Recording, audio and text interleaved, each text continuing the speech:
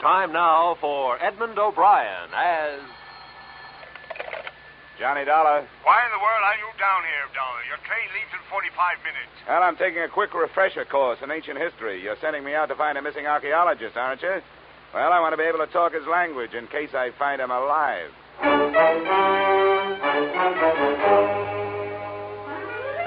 Edmond O'Brien in a transcribed adventure of the man with the action-packed expense account. America's fabulous freelance insurance investigator. Yours truly, Johnny Dollar.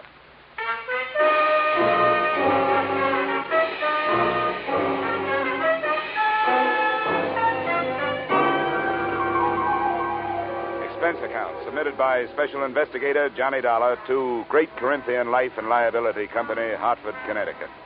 The following is an accounting of my expenditures during my investigation of the disappearance of Bruce Lambert, the archaeologist who never should have left his tomb. Expense account item 1, $7.50, railway and taxi fare from my Hartford apartment to room 317, Brighton Arms, New York City, a hotel whose front rooms had a depressing view of an 81st Street mortuary.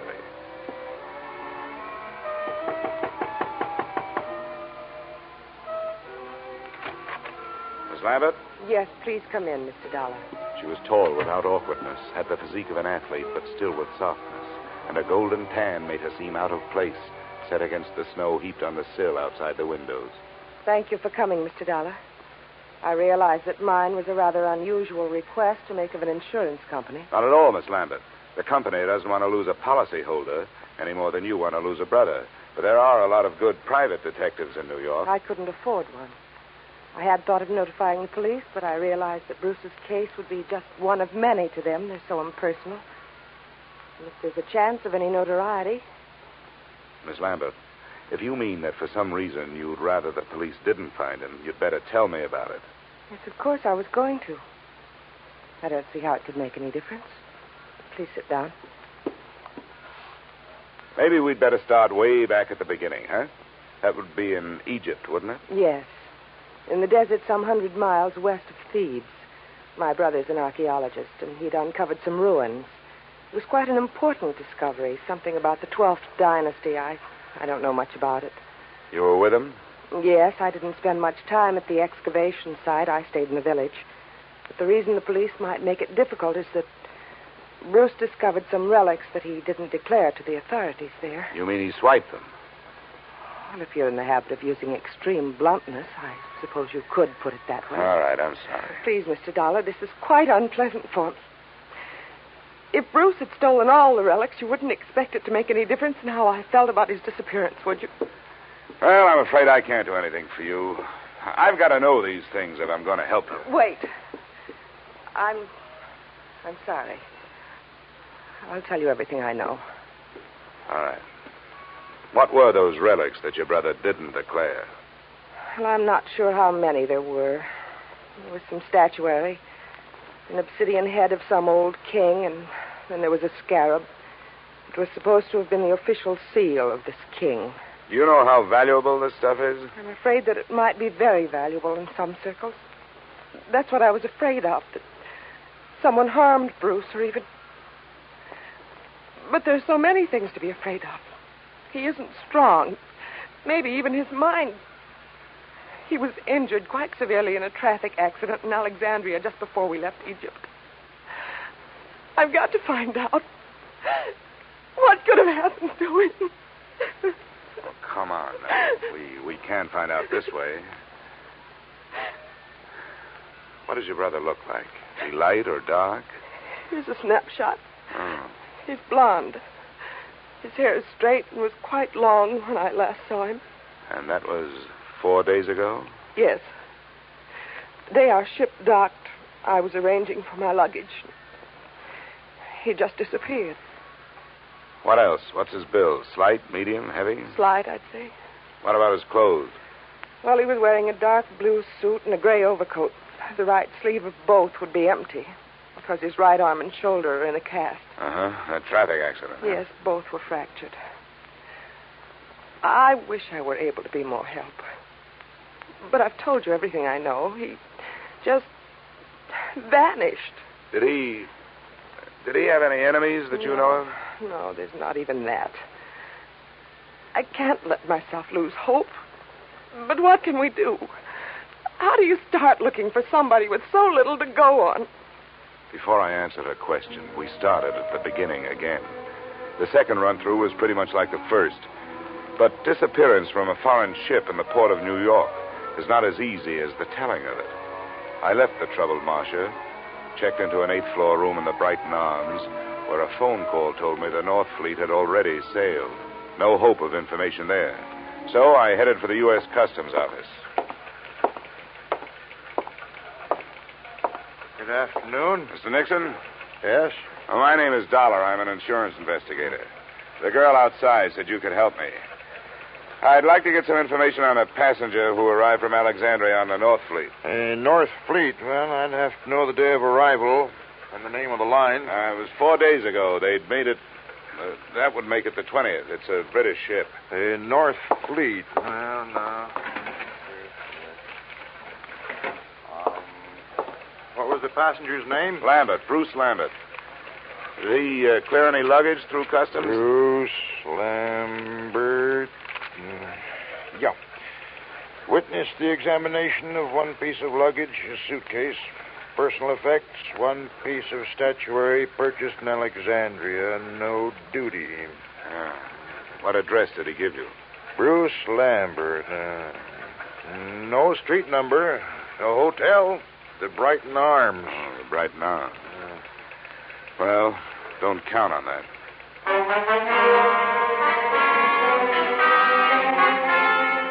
Expense account item 2, $30, which, with my ID card, helped impress the cab drivers who worked the entrance to the pier where the North Fleet had docked. Checking these cabs took the whole afternoon, and midway through it, I realized I wasn't the only one interested in that particular hack stand. I wasn't sure at what moment I'd actually noticed him.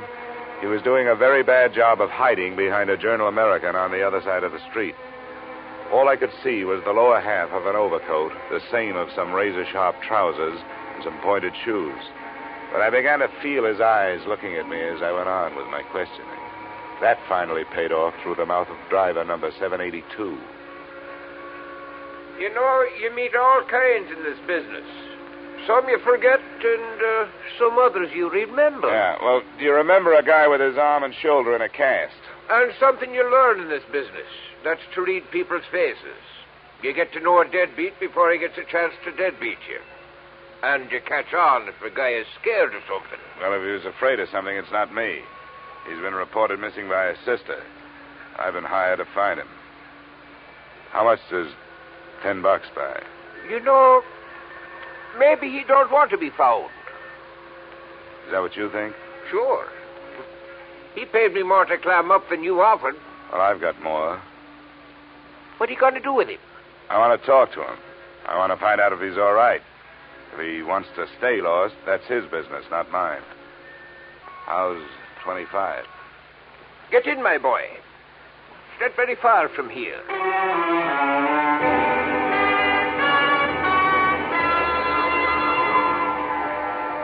Our destination turned out to be an old red brick hotel near 39th Street between 10th and 11th Avenue. And it occurred to me that as an archaeologist, Lambert was running true to form. He'd even used some ruins to hold up in. One $5 bill brought the information from the room clerk that Lambert was out of his room, and another brought a pass key that let me in.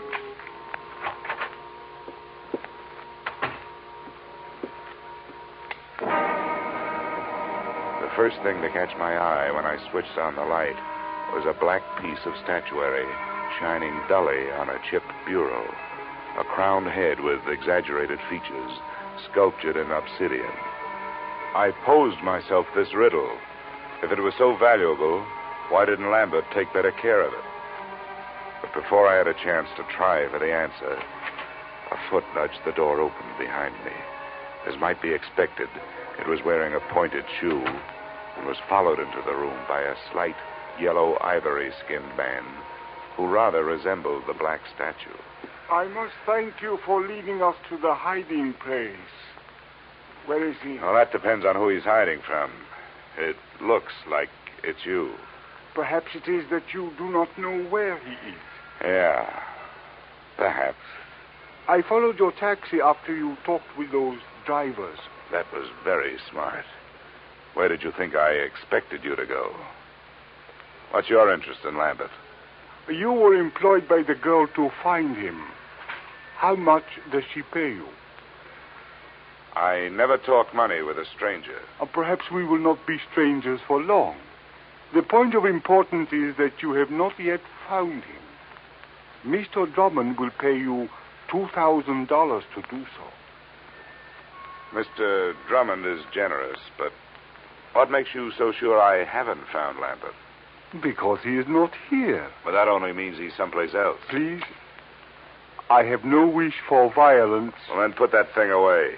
In the first place, gunfire, even in this neighborhood, is going to bring the law. In the second place, that's a lady's gun. One of those handbag jobs. You know, you ought to be ashamed of yourself for carrying it. Please, I have no wish to use it. Then get rid of it.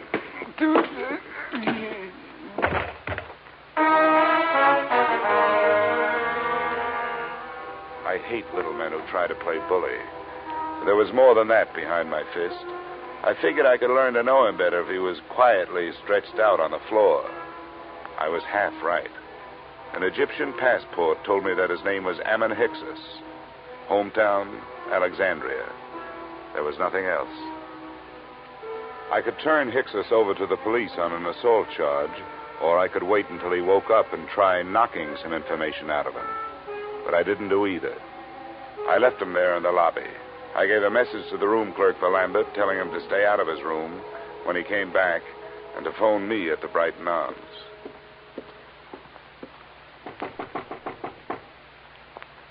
Who is it? Dollar. Oh, just a second. Is there any news? Did you learn anything, Mr. Dollar? Yeah, I made some progress. I met Ammon Hyksos. You told me your brother didn't have any enemies. That little Egyptian is out looking for him with a gun. Why'd you lie to me? I have no right to ask you to believe me now. That's so true. But I wish you would. Please come here and sit down. No, thanks. You sit there and I'll stand here. I think I'll be less inclined to believe you from here. That's not fair. I know. I wasn't fair with you either. I want to be. But there are some things I just can't tell you. Why not? Well, I can't tell you that either. No, nuts. Women like you make everything tougher than it should be. You demand all, but you give nothing. You ask to be trusted, and you won't trust. You make yourselves look soft when you're as hard as steel. You've got warmth, but you only turn it on when you get something out of it. You're wrong. I was trying to help him. Or us. I had to lie. Look, I started this thing wanting to help you. There was something personal about it. But you wanted me to do things your way and not mine. Well, we just stopped doing that. Please, leave me alone. Just go away. Go back to Hartford and forget you were ever here. I wish I could. But I'm working for an insurance company looking for a missing policyholder. Well, I'll be up in my room if you decide to help me find it.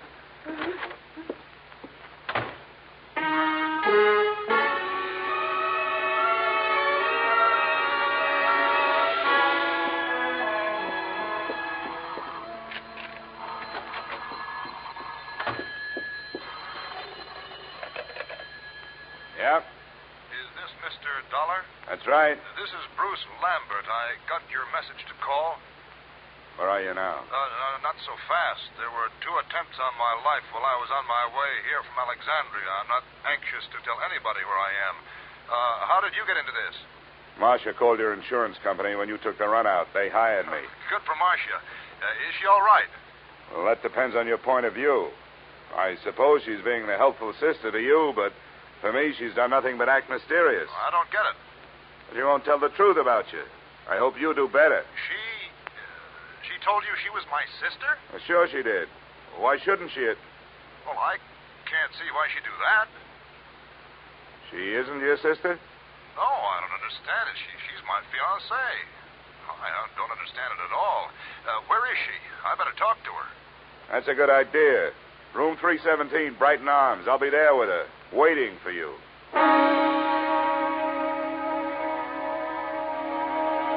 Which, in a way, was how it worked out. Except that I waited for him in the corridor outside her room.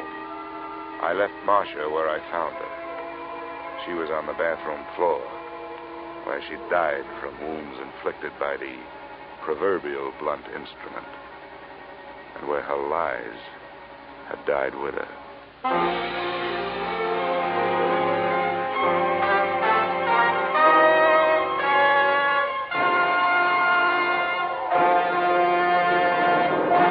In just a moment, we will return to the second act of yours truly, Johnny Dollar. But first...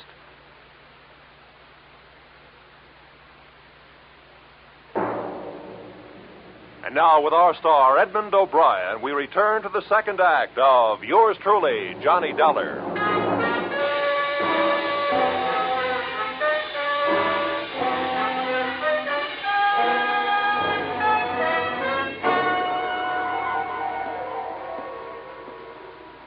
Bruce Lambert?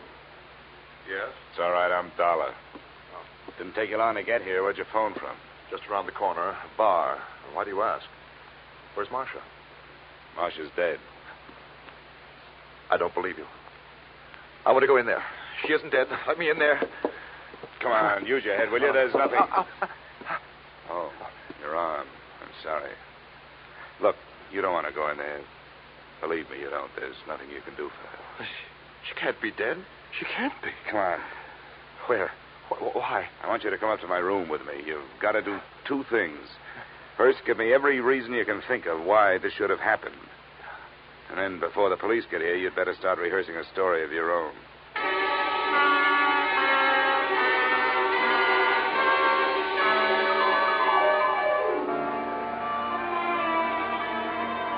Now, Lambert, the first hole in Marcia's story is that she wasn't in Thieves while you were working on your ruins. That's right. I didn't even know her then. I met her in the hospital in Alexandria after my accident. I was there for 2 months, you see. She was my nurse. But she did know about the relics. That statue and the scarab that I haven't seen.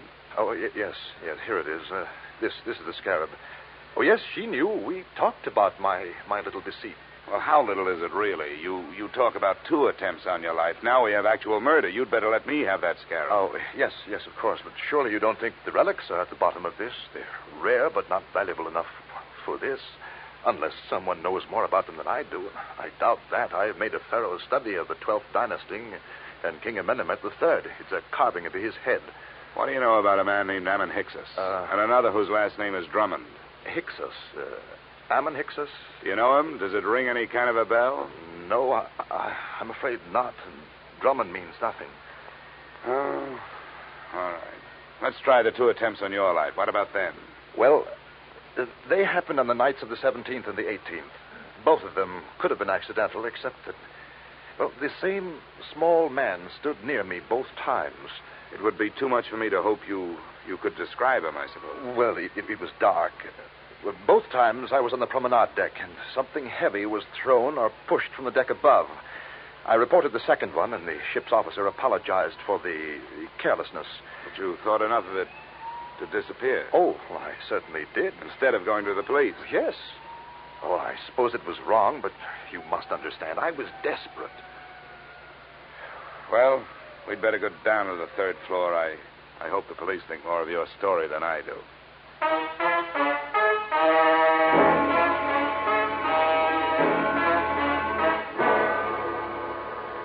In 20 minutes, room 317 really looked like a murder scene. The place was swarming with New York's finest, white with fingerprint powder and blinding with flash bulbs.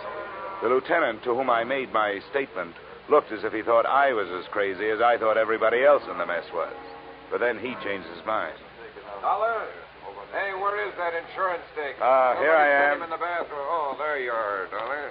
Yeah, find a suicide note or something? What'd you say that name was? Ammon, Hyksos. Yeah. Well, I guess there aren't too many ways to spell that one, so this must be it. Pillbox. Let me see that. Prescription from Alexandria. Dr. Ammon Hyksos. We'll put a tracer on that phone number you took off him first thing in the morning. Yeah. Hey, you going to take Lambert in for questioning? I guess we'd better. Routine. He's clear as far as I can see. Well, do something for me, will you? Have your doctors run a test of that plaster cast of his. And call me in my room, huh? A test for what? Well, just look it over. It would make a handy blunt instrument, if nothing else.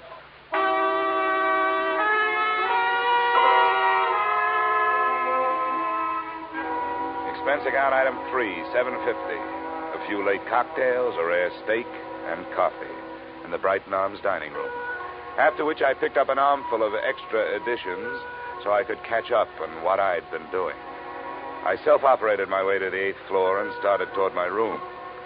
I was looking forward to a hot shower, but I didn't get it. I was still looking forward, but into a familiar gun muzzle. This is the one, Garrett. Ah, yes, Mr. Dollar. May I introduce myself, sir? Garrett Drummond at your service. Our meeting has been postponed too long. Well, there's a difference of opinion on that. You will please open your door. How can I refuse that pint-sized invitation you're still carrying? After you, sir. And I needn't remind you that my friend here is prepared for any rash move upon your part. Look, I'm tired. I don't have a rash move left in me. Close the door, Edmond. I suggest that you sit there, Mr. Dollar, in that unsightly straight-back chair. Thanks a lot. And now, sir, I shall plunge right to the point. Where is that scoundrel, Bruce Lambert? Well? I think I just decided that I don't know. Please, we have no wish for violence. You always say that with a gun in your hand. Well, let's get started. You make your pitch, I'll make my refusal, and we'll see where we go from there. I have already made what I consider to be a generous offer for so unimportant a bit of information as merely the whereabouts of Lambert. $2,000. But if it will expedite matters, I am prepared to expand my offer by another 1,000 on the spot, sir. The higher you bid, the greedier I get. What makes Lambert so important to you? A problem which is entirely out of your province, my boy. How much do you know of Egyptian legends, sir? Oh, no more than $1 worth. Ah, pity.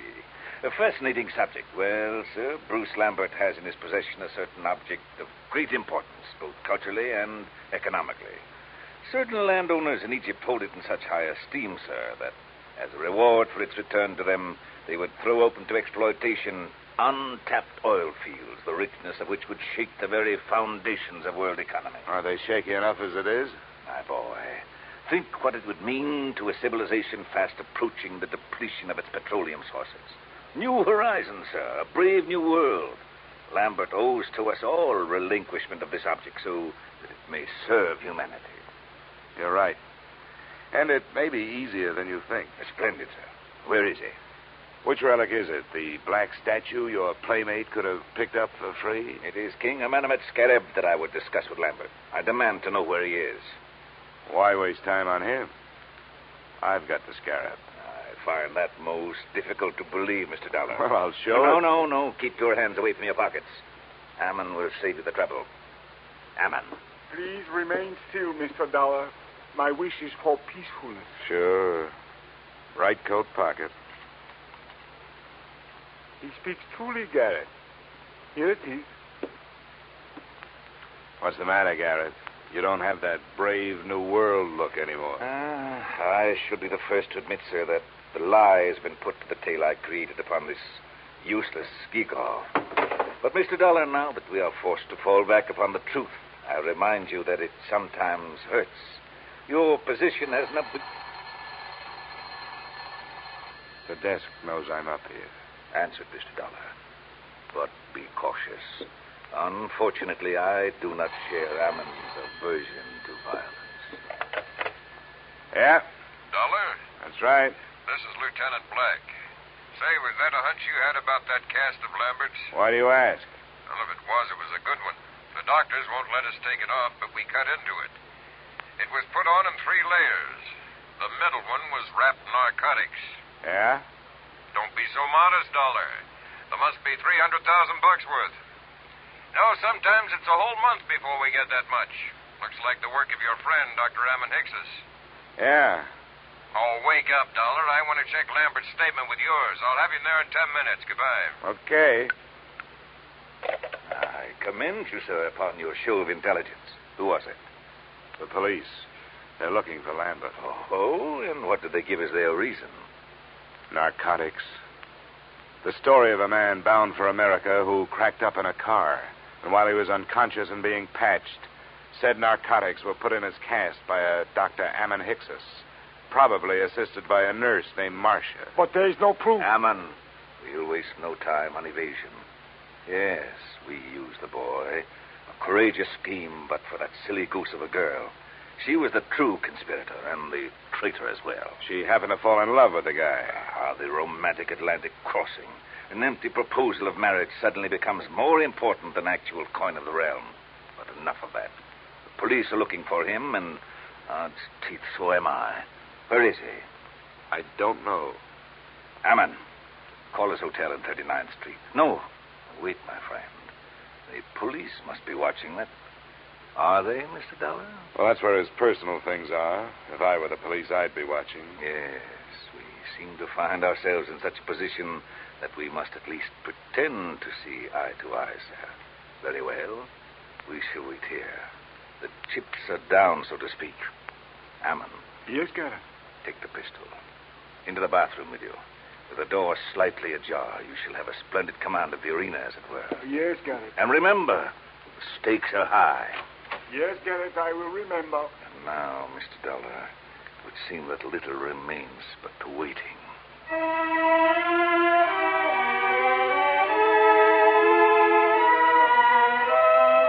The waiting was more than enough. Drummond settled himself on the bed, facing the door, his pudgy hands folded over his bulging waist. I was still in the desk chair, facing him. As usual, the police were late.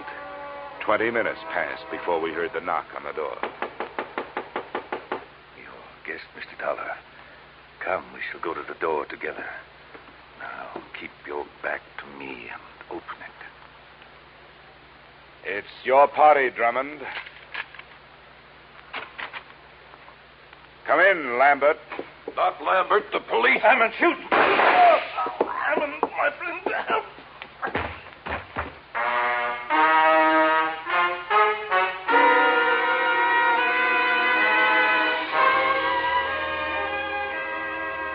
Drummond's wound wasn't half as excruciating as his call for help. The doctors report that his shoulder will be in a cast, that as soon as the state of New York can gather a jury, he will stand trial on the charge of first-degree murder. The body of Ammon Hicksus was taken to the morgue. As an insurance company, you are probably less interested in that than in the fate of your policyholder, Bruce Lambert. That's explained in expense account item 4, $280 hospital bill paid in advance. In view of the possibility that there may be others interested in that $300,000 cache of narcotics he has to carry around with him until his arm is okay, I thought it would be safer to keep him under wraps. Oh, by the way, while he was lying there helpless, I sold him a policy for you covering the scarab and that carved head. Expense account total, $456.90. Yours truly, Johnny Dollar.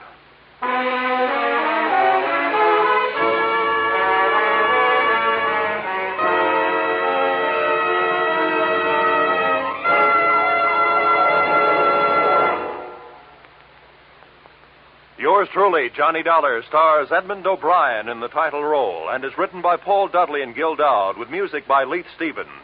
Edmond O'Brien can currently be seen starring in Harry M. Popkins' United Artists production, DOA. Featured in our cast were Virginia Gregg, Jay Novello, Ed Begley, John Daner, and Pat McGeehan. Yours truly, Johnny Dollar, is produced and directed by Jaime Del Valle.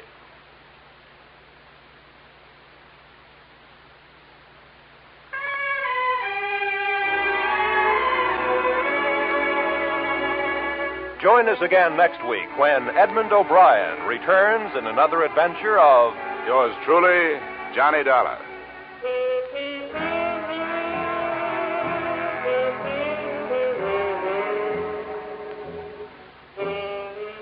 $54,000 is burning a little old hole in that little old jackpot of Sing It Again this week, just waiting for somebody to light up the right answer and drop the cash and prizes in his lap or her lap. Dan Seymour gives the gals the same chance he gives the fellas when he starts putting in those calls from coast to coast.